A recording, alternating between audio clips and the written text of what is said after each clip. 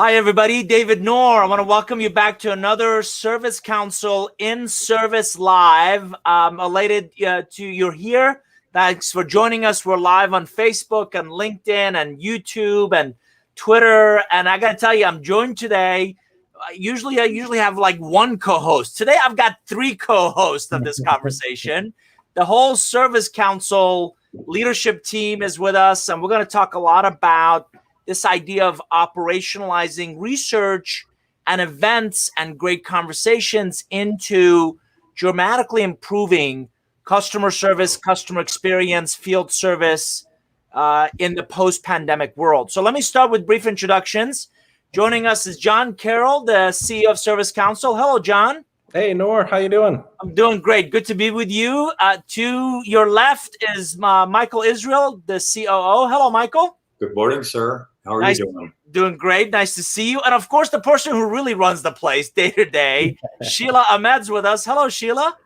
Hi, Nour. How are you? I'm great. Good to see you. So, John, let me start with you. For any of our audience members, and again, I would encourage our audience to jump in with any questions, comments you may have as we go through today's conversation.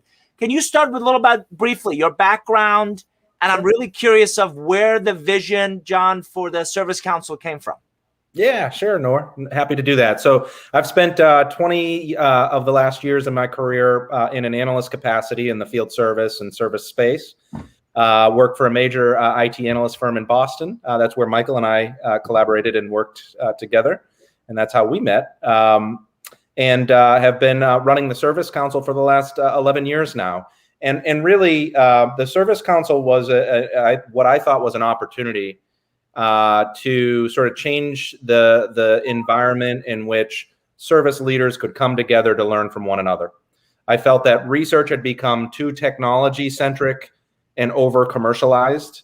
And I also felt that industry trade shows had followed a similar path. And so I thought there was an opportunity to emphasize practitioner focus and emphasis inside the discussion, inside the research, and to create a platform for the community to come together to learn from one another on an ongoing basis. So that was the genesis of it. Michael, I'm going to go to you next. I've always believed people fundamentally gather for two reasons: content and community. John talked about the community. Talk a little about your background, and I'm really curious about the research that you're leading in many ways and you're writing about. Yeah, sure. So my background is all field service. My entire working career, I've been in the field service industry in one fashion or another. I started when I was 19 years old, going to school as a night dispatcher and a parts room clerk for IBM. And I've worked in field service ever since then. I was with IBM for 12 years. I was in the Pacific Northwest region after a couple years after I started, where I was responsible for financial planning and manpower planning for the field service organization for the Pacific Northwest. I also managed a large parts distribution center for IBM up in the Pacific Northwest. I then went to a company in Denver that was a CAD/CAM company.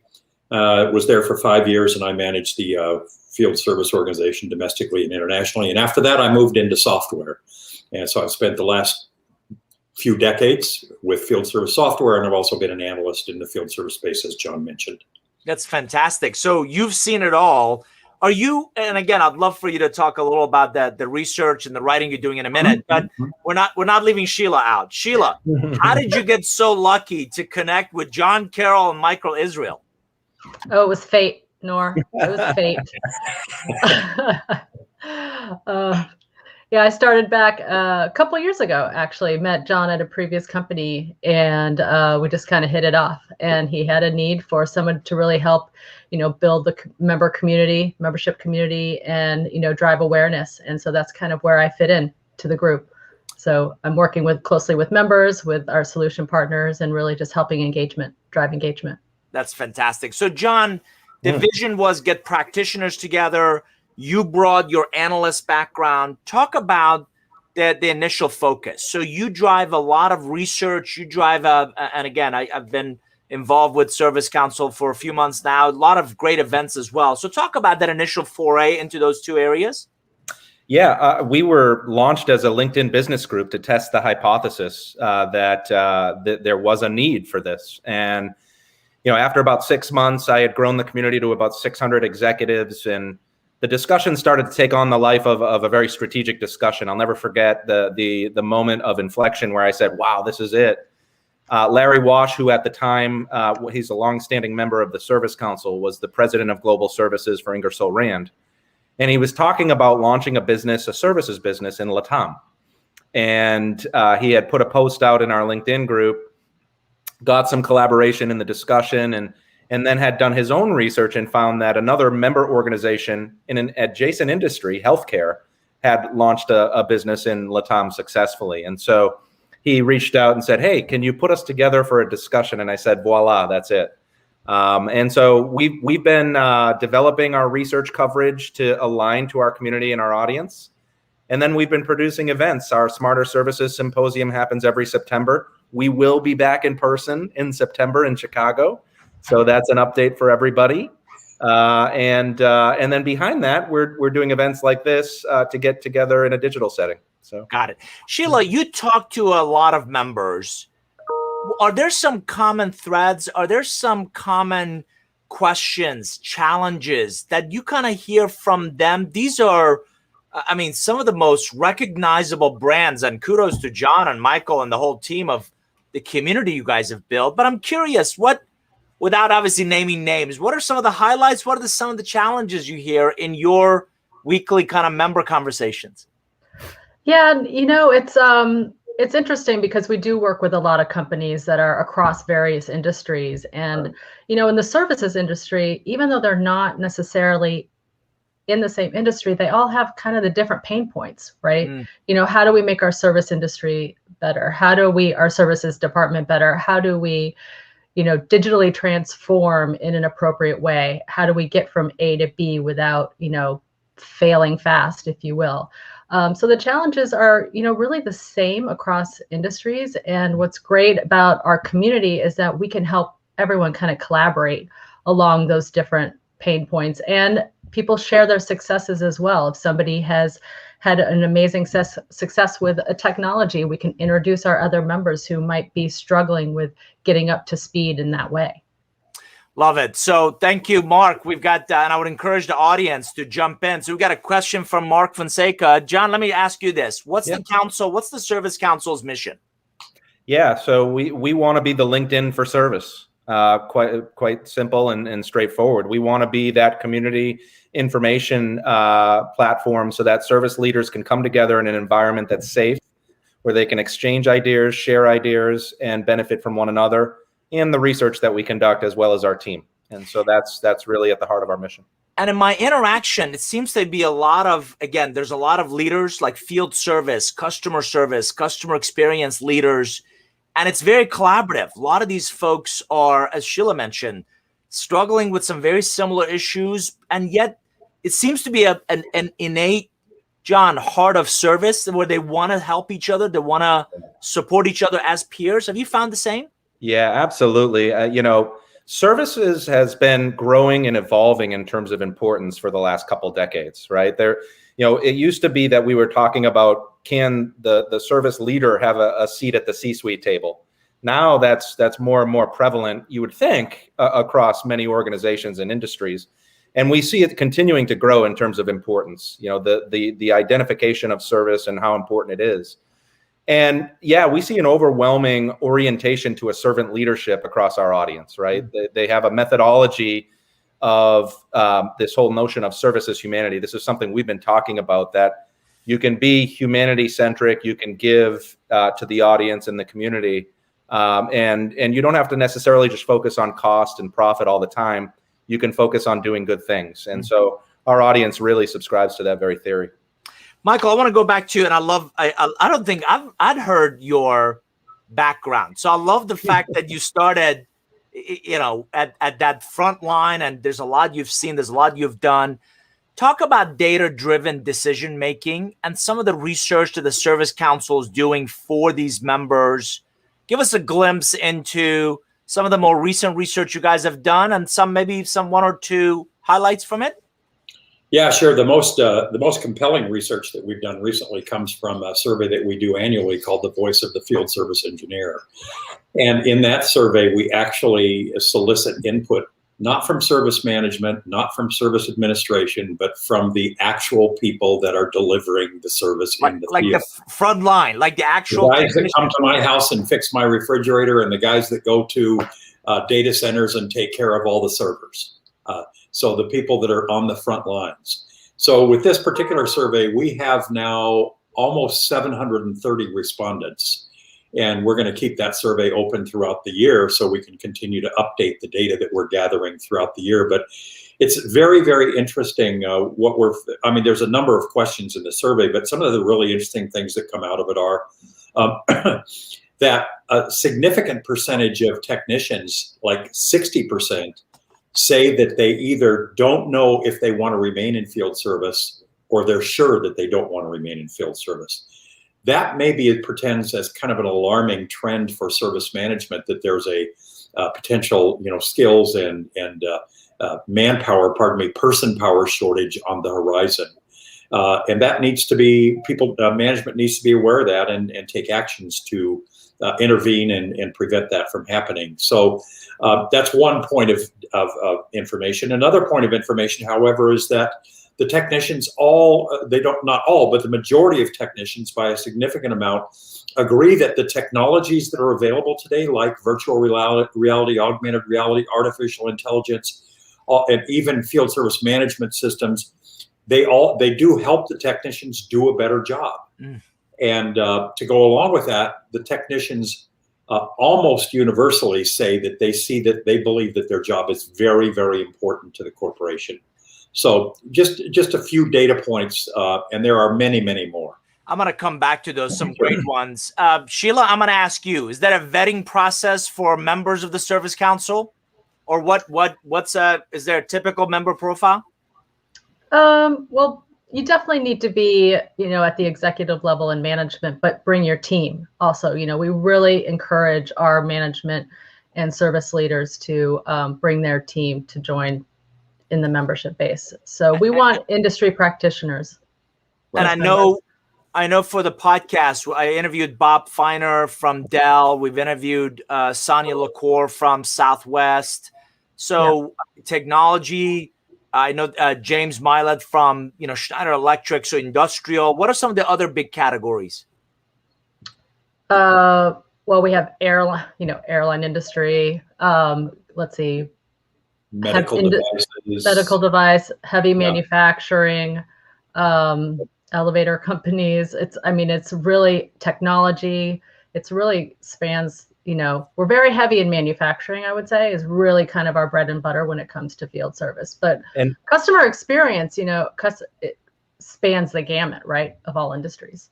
And Nour, Sheila alluded to this earlier in her conversation. We subscribe to the theory, and we see it every day, that uncommon industries share common pains and pressure. Oh, for sure. Right. And so the whole design across our audience is to be heterogeneous by design. Right. We're looking at engaging business to consumer sectors like retail and hospitality and some of the more consumer centric industries, because all of the consumer trends are starting to blend into the business to business sector. There's increased pressures at the business level because of this experiences we exhibit in our personal lives. So, and John, the other thing I appreciate is it's not just as important as field services and field service technicians we've talked about. We also talk about customer satisfaction, as Sheila brought up, customer experience, and that is such a broad spectrum. Tell me what business isn't in one of those three, right? Yeah. So yeah, I think it'd be very prevalent. And the ideas and challenges would be. So, John, let me stay with you. Mark has got another great question. The surveys you do, what's your confidence level, particularly you guys, you come from an analyst background, that it's a true representation of the sentiment of the field service support experience space? We've done, over the last 5 or 6 years, we've done about 100 benchmark surveys. So it's been awesome to get the pulse of the audience that we support and serve. And we take a fact-based approach in our research surveys. So the data tells the story. We don't always trust the story. If there's something that we feel is an outlier, we'll support that and supplement it with qualitative interviews. So it's kind of a combination of primary and secondary research in terms of aggregating some of the industry trends we're hearing, talking to our audience qualitatively so that we can learn from their discussion, and then using the backdrop of the data as sort of that grounding principle. It's pretty telling when you sort of triangulate and bring all those things together. Sheila, I would just add to that too that we guarantee the confidentiality of the surveys. So let's talk, for example, about the voice of the field service engineer. We guarantee the technicians that participate in that survey that we will not share their answers with their management. So they have actually no reason whatsoever, not saying that all of them do this, but they don't have any reason whatsoever to be shy or to be misleading with their answers. In fact, I think most of them see it as an opportunity to be honest. It's the new version of the suggestion box, right? Yeah, exactly. And I mean, truly, we do not share this data. I mean, excuse me, we share the data. We don't share who provided the data. Got it. Right? So I want to build on that. Sheila, I've seen, I'm on the email list, and I've also participated in several events where you guys put on some great events. What are whether it's the symposium or the webinars or other things we've done, what have been some of the more popular ones and why? Well, I think, our webinars are very popular. And what we're now branding as the Idea Share, which is really a more deep dive into the conversation with our partners as well as their customers. I think our events speak to our community because we are talking with a customer, we're talking with a solution partner, and we're providing real world situations and problems that folks are solving with technology. So I think, they're all, we haven't really had a bad one yet. They're all very popular. We're providing information and events on a weekly basis now for our members, and people are coming back, they're attending, they're staying on. And they're joining. And then we're really excited, our symposium, which we had to turn digital last year, like everybody else. We were a little nervous that, the attendance might not be there because we're going from an in-person event to a digital event. And we actually tripled our audience last year in 2020 for the event. So, that was really exciting. We had 30 great sessions at the event, and now we cannot wait to bring back live in Chicago. We're really looking forward to that. I hear you're going to have one particular, very handsome, very charming, very intelligent keynote speaker. I don't know who that might be. Thank you very much, Nour. I was just about to take credit, Michael. so John, let's build on that. Sure. Research, a lot of great surveys, benchmarks. Here's the data that's really happening in the customer service, field service, customer experience space. Yep. Great events. From digital to in person. I want to come back to the women in service kind of space as well. Yep. Yet we're providing a lot of great insights, a lot of great research, but it wasn't getting operationalized. Talk about that. Talk about that missing gap in your vision of how do we help these global clients, global brands take these great insights and do something with them? Yeah, that's a great question. So we have 4 value propositions for our members. One of which is a connection with research and data. Like I said, we've done 100 benchmark surveys over the last 5+ years. We do that really, really well. We make a connection with the analysis and insight. The analysis and insight is not only our own, but it's also the community, which is the 3rd connection we make.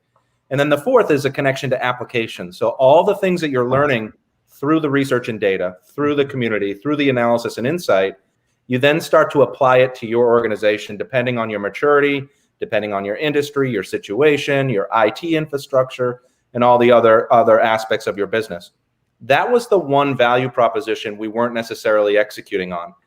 And if you circle back to the genesis of the Service Council, how we were launched, Larry Wash, the president of global services for Ingersoll Rand, was talking about launching a services business in LATAM. That's not necessary. That's not tactical. That's strategic. Yeah. And so it's fun to see us sort of get, after a decade of doing all the good things around research and data analysis and insight and bringing the community together, to start to go into the application of strategy, because it goes back to really how we were founded, helping solve strategic issues around customer support. And so I'm really excited about all the new things that we're bringing to bear in terms of our professional services arm, our collaboration with your group. It's been really fun. That's fantastic. I want to come back to that. Michael, this is a good one for you. I'm convinced Mark is like laying up, easy shots. Some pain points in the post-COVID world. Michael, on the service, customer experience, customer satisfaction side. I think a pain point obviously was for customers on the end user side was service delivery. So it was difficult oftentimes for customers to get service just because of the restrictions that were imposed because of the COVID-19 pandemic. The technicians physically couldn't go to their buildings, right? Couldn't go service the products. In some cases, that's absolutely correct. Their companies would not let them go to a customer site unless the customer agreed, for example, that they were going to have PPE available and they were going to observe all the recommended steps to prevent disease transmission. But more importantly than that, even, I think, it was the companies that deliver service were very, very concerned about their employees' safety. That came through loud and clear in the Voice of the Field Service Engineer survey. It was over 9 out of 10 technicians said that they felt like their company put a large emphasis on their safety during the COVID-19 pandemic, which is unfortunately still going on as well. So I think that was a pain point for some customers, is getting service delivery. The other side of the coin is that a lot of remote service capabilities were developed and accelerated during the COVID-19 crisis. I'm surprised. We've all seen this. How many companies were not a video culture before this pandemic? And it seems like this pandemic accelerated a lot of the technology that you're mentioning. Yeah, it certainly did. I think that the remote service capabilities that we're seeing now and the technology adoption that we're seeing now has been significantly accelerated because of COVID-19. So if there's a silver lining for service businesses, that's maybe one. It would have happened anyway at some point in time, but I think it was accelerated by a minimum of a year to 2 years. There's just no question about it. I read a fascinating insight that telemedicine, right? That whole idea of remote was in its infancy in some ways, and it was it was a nice to have. We'll get around to it, and that when the reimbursement gets approved, and telemed companies suddenly are rolling out 700 sites within weeks, and it just seemed to have dramatically accelerated. John, we're also seeing a broad-based adoption of AR and VR and remote kind of technology. I think Sheila introduced us to Augmenteer and some of those technologies that are doing some really cool things for one of the podcasts. Yeah, we are. Digital transformation, the need for remote service delivery has been, it was even before the pandemic, it was being driven by customers. If you think about, the point that I was making earlier around consumerization and the pressures of creating experiences that we feel in our consumer life into a business setting, the same things were happening, right? So customers were putting pressure on service providers for faster, more immediate support.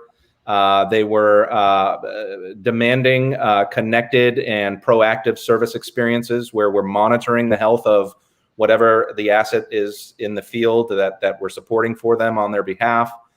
And they're starting to do, prefer channels of support that are more DIY, right? So do it yourself, video, live video, self-service, portals, et cetera. And so the need to be sort of connected digitally and to provide information across that experience couldn't be more important. And so that's why you see the prevalence of all these new emerging technologies, the see what you see type capabilities, artificial intelligence, the prescriptive, if you're in this environment, consider doing these steps to resolve things. And it actually physically shows you how to do that. It's quite impressive what some of these organizations are instituting. Yeah. I can't wait to learn more. For our audience, if you joined us late, you're listening to John Carroll, CEO, Michael Israel, COO, and Sheila Ahmed, who's Vice President at a company called Service Council, fascinating community of global field service, customer experience leaders. And we're talking about really transitioning, if not transforming, research insights, great content from events into operationalizing it through some of the things they do. Sheila, I want to talk about something that might be a little uncomfortable, which is my perception of field service is that it's predominantly male dominated, right? And let's be honest, a lot of, middle-aged white guys. What I love is some of the things you guys do is actually highlight the incredible women and those that might be less represented communities in the field service that are incredibly impactful. Talk about some of the women and women executives in field service and field customer service. We have a wonderful group of women that represent the services industry, and many of which are on our board. We have, I think you mentioned earlier, Sonia LaCour from Southwest Airlines, Linda Tucci from Ortho Clinical, Gavin Fail from, let's see, HB? Hewlett Packard Enterprises. Yeah. Yeah.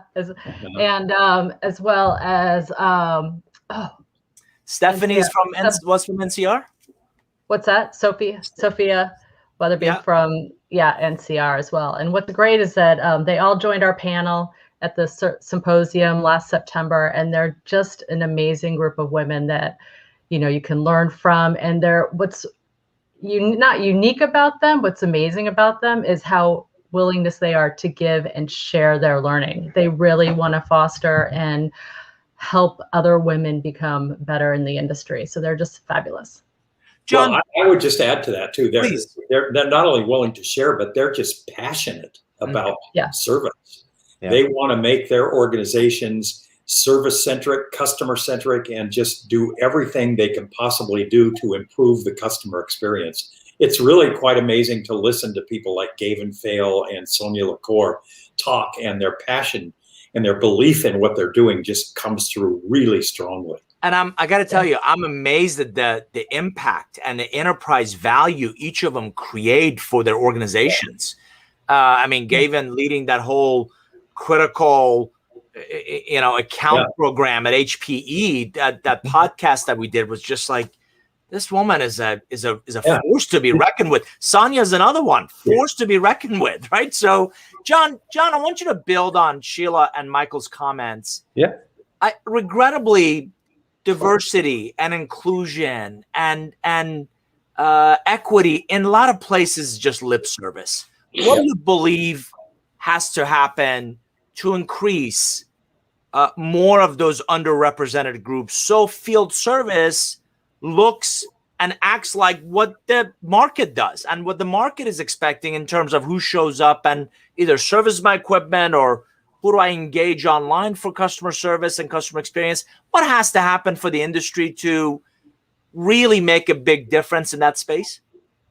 Yeah, I think we're starting to see it. Quite honestly, there are many major brands that have initiatives geared towards diversity, equity, and inclusion. We heard in our board meeting just recently, a couple weeks back, this focus and orientation towards people. And when you think about diversity, equity, and inclusion, it's not only gender, it's neurodiversity, it's mental health, it runs a gamut in terms of race and creed and everything in between. And I think one of the things that was encouraging from the board's level is this focus on people and the focus on diversity. And yes, we've been talking about women in service over the last couple of years.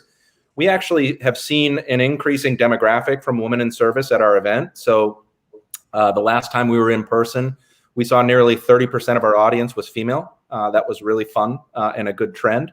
And that was up year over year.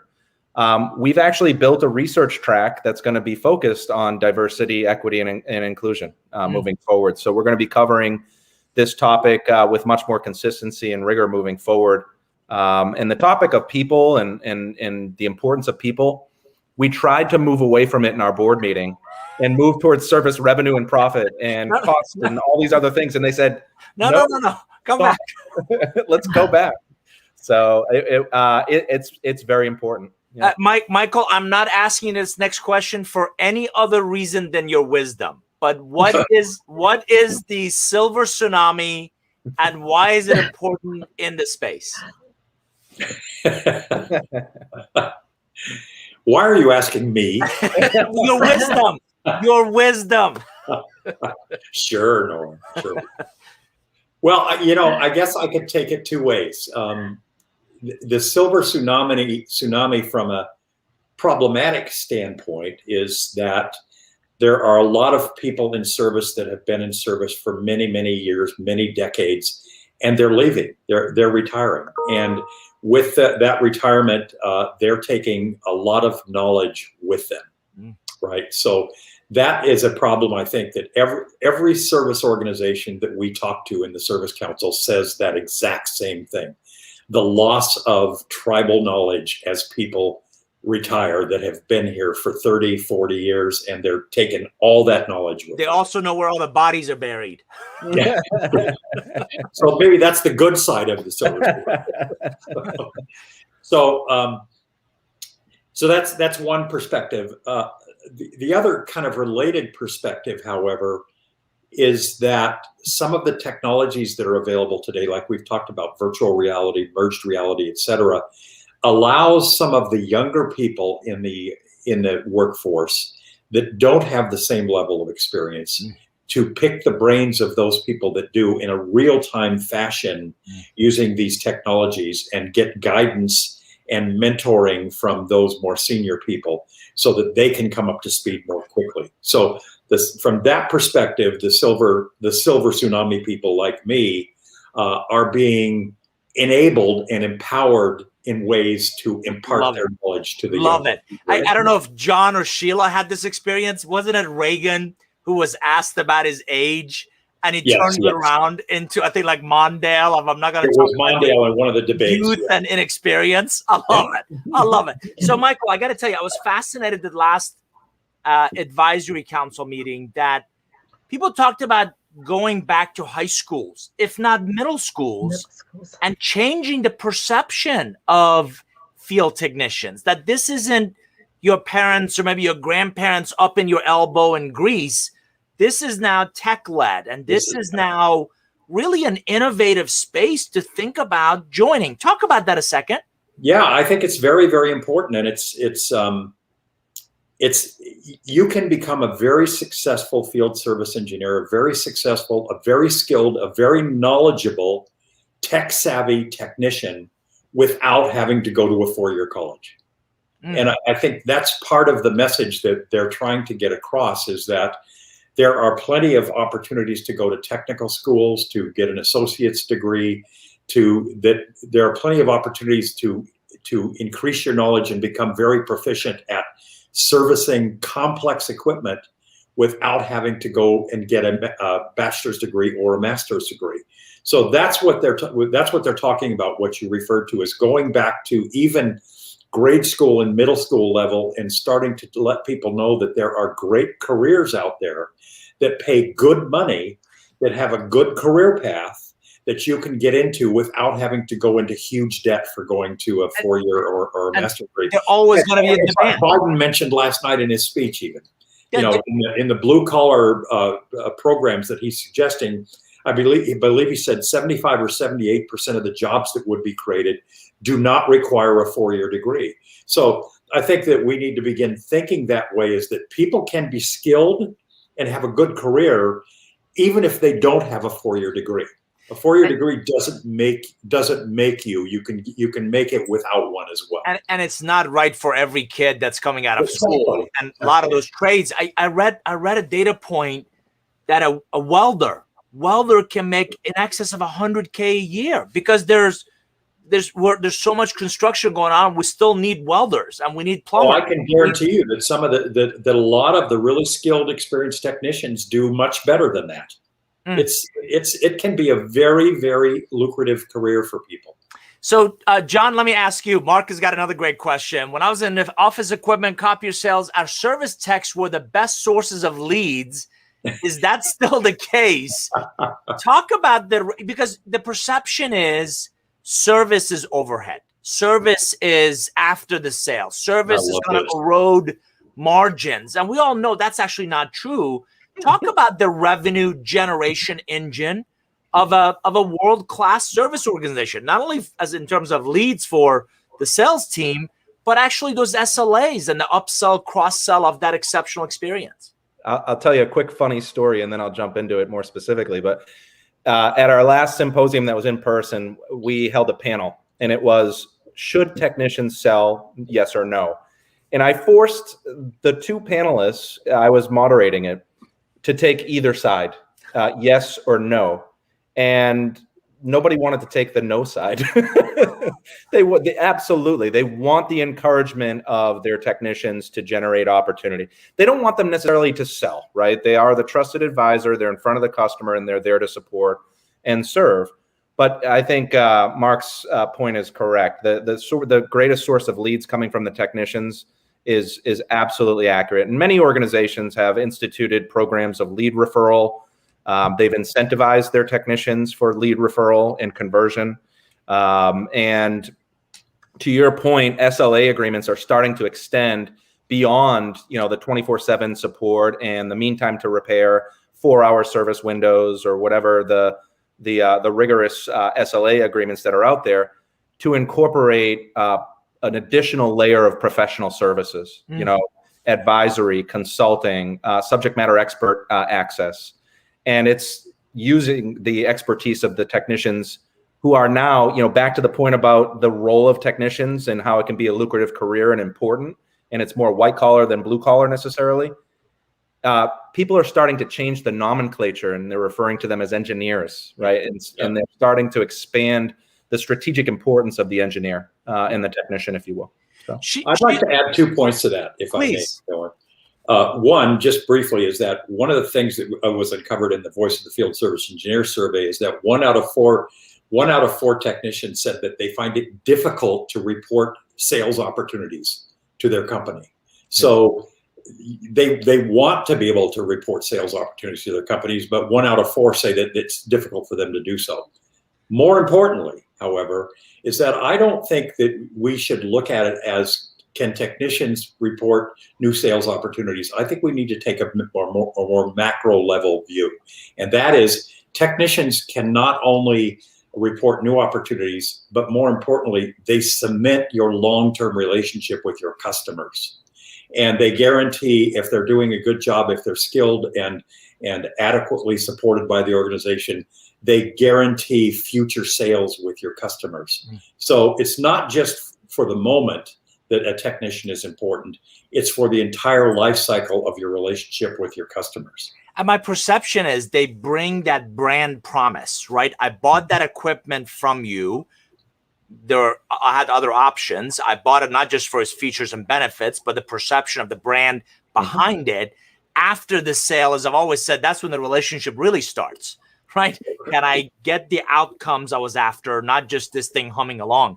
Service people are the face of your company. The salesperson is the face of your company when you're buying. For the rest of your time with the company, the service person is the face of your company. Sheila, I want to come back to you. What are you most excited about this symposium in Chicago this September? And give me 1 or 2 things you're maybe concerned about. Excited? What am I most excited about? Being in person.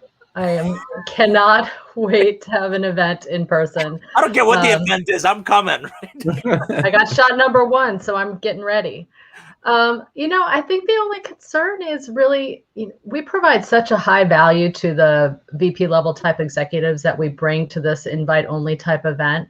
And I guess my real only concern is that, organizations aren't going to allow their employees to travel. That would really be my only concern. And we'll provide some sort of, hybrid type option, if we need to, because we really need to get these people in front of each other. People gather, they want to get back in person. The collaboration, while digitally this is great, but you really can't substitute an in-person event. I've laminated my vaccine card. I carry it around with me. And I got to tell you, I'm having more coffee and meals with business relationships. And as human beings, I think we're tactile, right? We miss that in-person interaction. We miss that collaboration. And there's only so much of this square box we can all handle versus sitting across someone that just rekindles that relationship. Yeah. Oh, please, Sheila. Yep. Oh, no, I was just going to refer back, to our advisory board meeting where,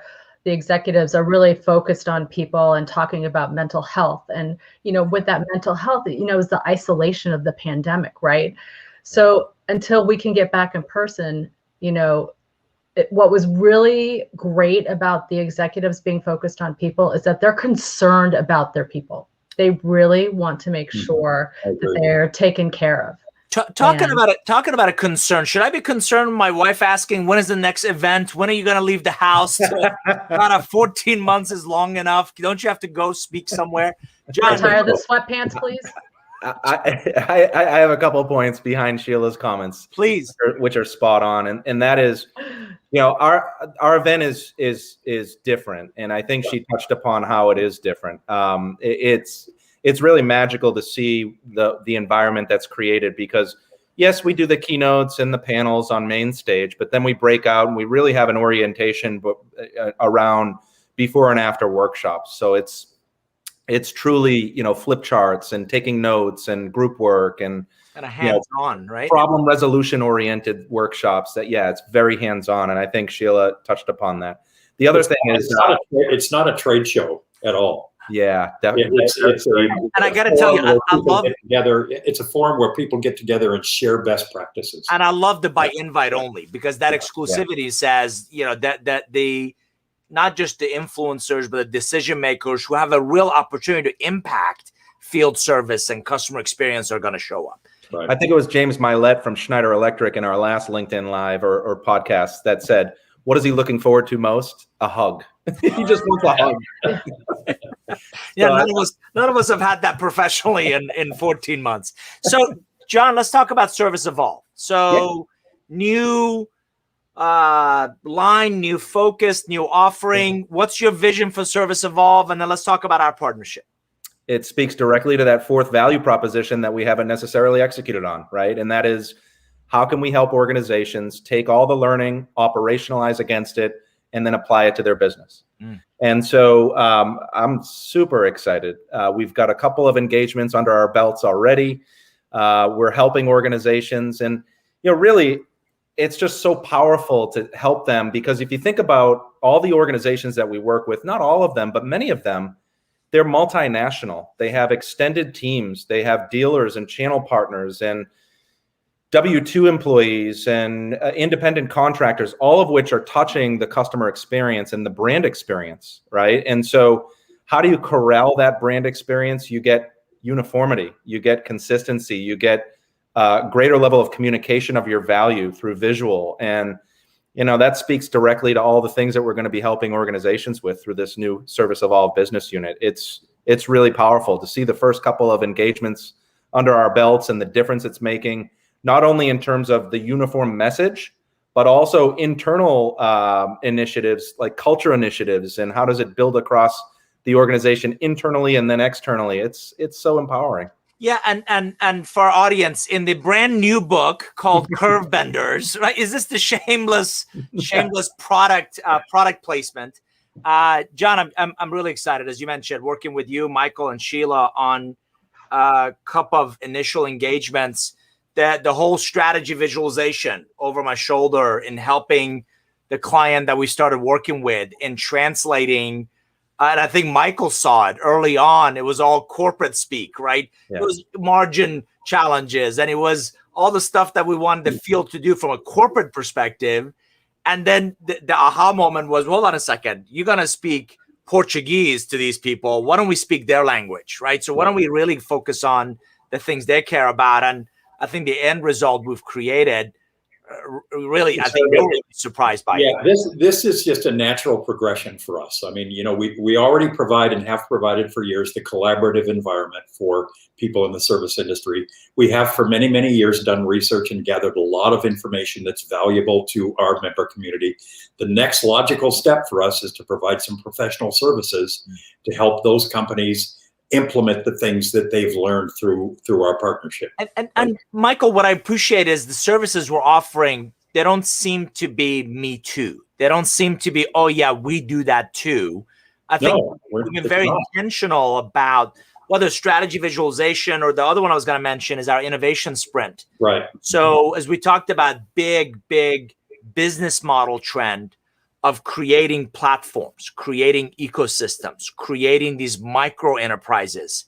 Mm-hmm. And what better way than to take a group of up to 10 next generation service leaders through a 12 to 16 week, highly immersive experience to teach them about business model innovation, to teach them about these micro enterprises, to really start to think about the evolution of service, the evolution of customer experience.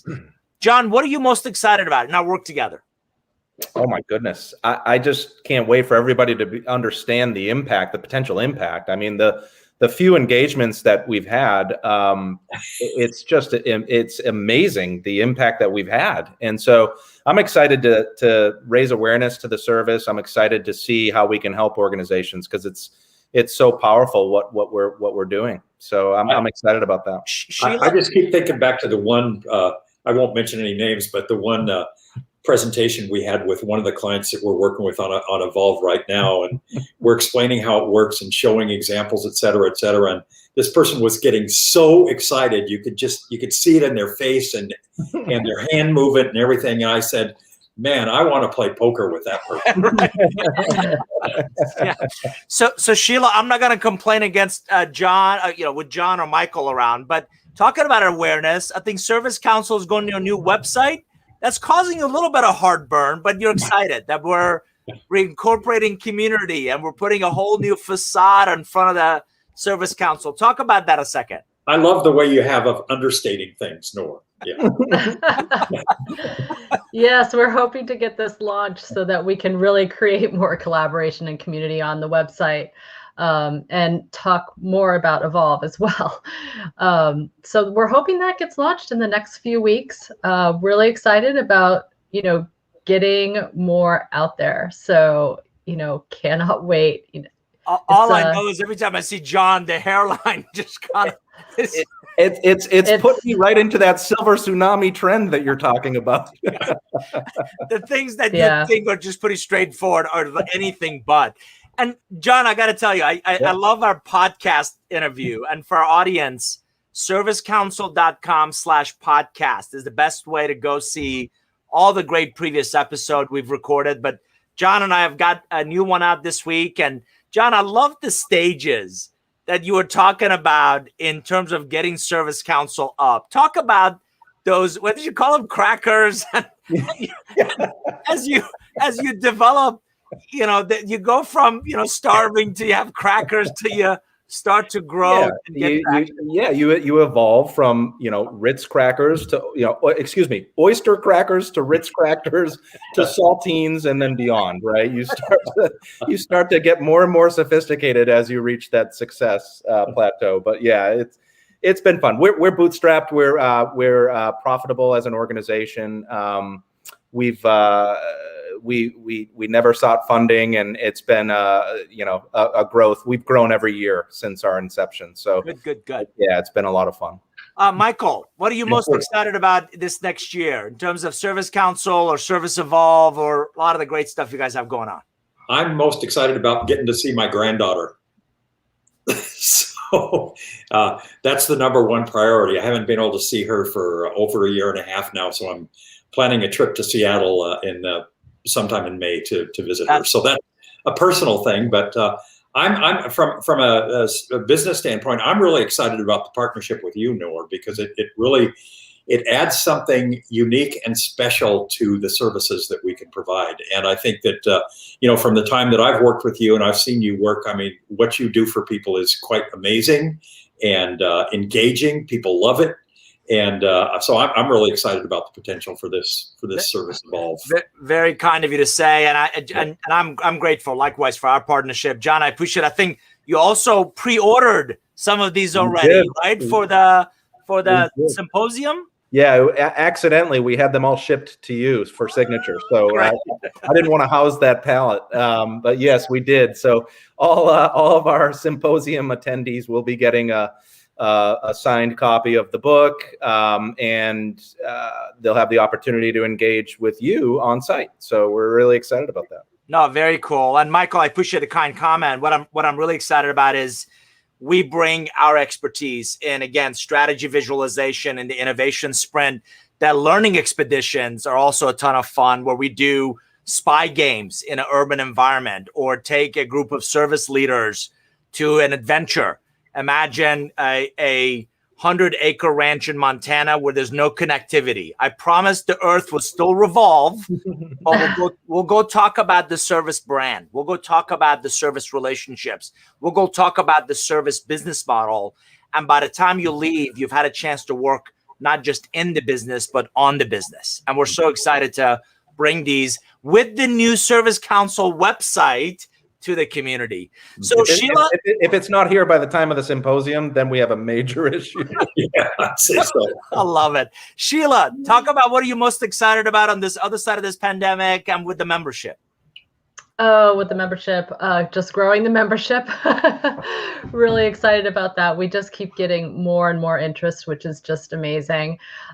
Personally, I'm excited to travel, get to drop my second off in college this summer. So I'm looking forward to a little maybe road trip, and also seeing my daughter in Oregon, which is just a fabulous place as well. You and I have talked about, I also have teenagers, and what some people may not recognize is that, or realize that, universities have completely shut down their tours. So the only way to go see a university for the last 14 months has been virtual. And our whole family's excited. We're going on a road trip to go look at a couple of colleges that have opened up their tours, and it is an exciting time. So on behalf of Service Council, before I give John the final parting thoughts, thanks for joining us. We do these at least once a month, where we bring great guests to come and talk about trends in field service, trends in customer experience and customer service. And I got to tell you, my perception is it's one of those under-recognized heroes that are part of every brand. That, as Michael alluded to, if sales is that brand promise, I believe service and that experience becomes that brand equity. And it's a fantastic opportunity to really elevate how you're perceived, really build a profitable, long-tail, long-term relationship with those global clients. And Beyond Curve Benders, that's just out this week. I've got 6, 7 books in my head in various stages. And a couple of them are very much focused around this idea of how do we bring, and I would submit to you, in the post-pandemic world, mediocre service is no longer going to suffice. Good enough is going to be the enemy. Increasingly, as consumers, if I can order something in the morning, have it delivered to my house on back of an Uber driver this afternoon, what do you mean it's going to take you 3 weeks to get something? And if I can see updates on my pizza where it's in the oven and it's getting, out in the delivery on my smartwatch, why can't I do the same thing with your field technician? So I think increasingly our expectations are going to be at a different level. And we, I think, collectively believe service leaders who not just get, but keep their finger on the pulse of what's happening within their organization, within the industry, within and across a set of peers, are the ones that are going to definitively set their organizations apart. So Sheila, thank you. Michael, thank you. John, let me give you the final word on Service Council, Service Evolve, anything you want to talk about. Come and join us. We're excited to expand our audience. Sheila mentioned earlier that service leadership was how we built the organization. We're starting to spread our wings across the organization. And we have research tracks that speak to every line of business functional leader underneath that CXO service leader. So come and join the discussion. The website will empower you to do so. It will empower you to find content that speaks to your challenges, your unique challenges. And for those members that have been with us for a long time, benefiting from the research, the data, the analysis, and the community, we now have an opportunity to help you more specifically within your organization. So we're looking forward to talking more directly to you about how we can apply some of the things we've been learning over that 10-year period here. So thank you for your time.